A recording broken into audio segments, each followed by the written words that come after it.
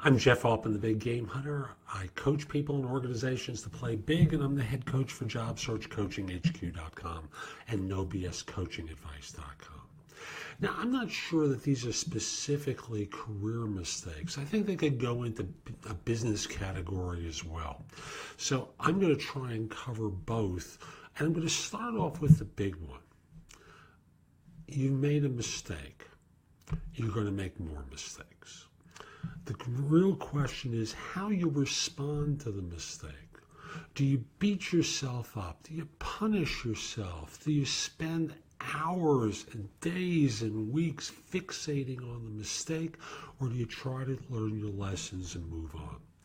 I wrestle with this one myself. I'm a guy who has spent a lot of time searching for perfection and not being satisfied with excellence. Maybe you're the same way too. But I think there's a chance to learn and to be kinder to oneself that can come in your career, because you are going to make mistakes. It's what happens. What can you learn from the experience? What can you do to learn and move forward from it? So that's lesson number one I want to cover today. Another thing is, if you're interested in being happy in your work, it's probably going to take time. Especially as one is junior, what tends to happen is you get what's nicknamed grunt work. And it's the foundation for how a lot of people learn the fundamentals of their craft. So, for example, in IT, someone becomes a coder. And although the technology will change with time, they use this as the baseline for how they learn and grow to manage people, how to lead organizations and such. And certainly being a good coder doesn't make you a good manager, but it's learning the fundamentals of your craft and not taking shortcuts.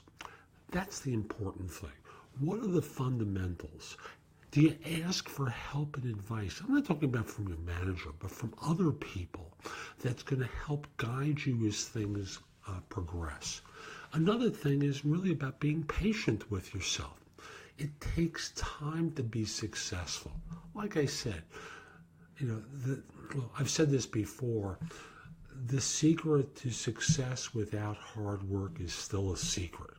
So what can you do to lay the foundation? Now, if you think you can figure it out by yourself, you're going to make it a lot harder than what you need to.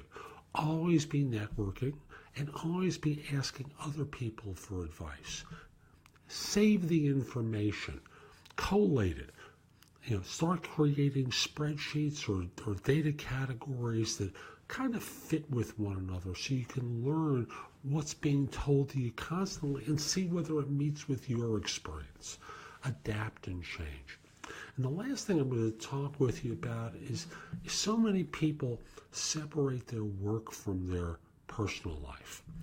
It's harder these days, but I remember an old story from the original owner of the New York Jets, who was trying to decide whether or not to promote someone into a particular role. And he picked one person over another. And the reason he made the choice, as he told the loser in this situation, was that for him, it was a job with all the template of being a job, versus the other guy who loved what he did.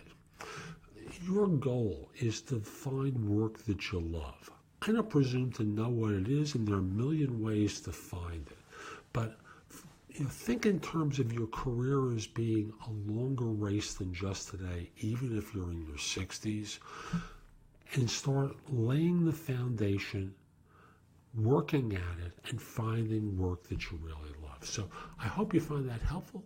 I'll just conclude by saying, if you're interested in one-on-one coaching from me, reach out. My email address is jeffaltman@thebiggamehunter.us. In the subject line, put the word coaching. I'd love to work with you one-on-one. Have a great day. Take care.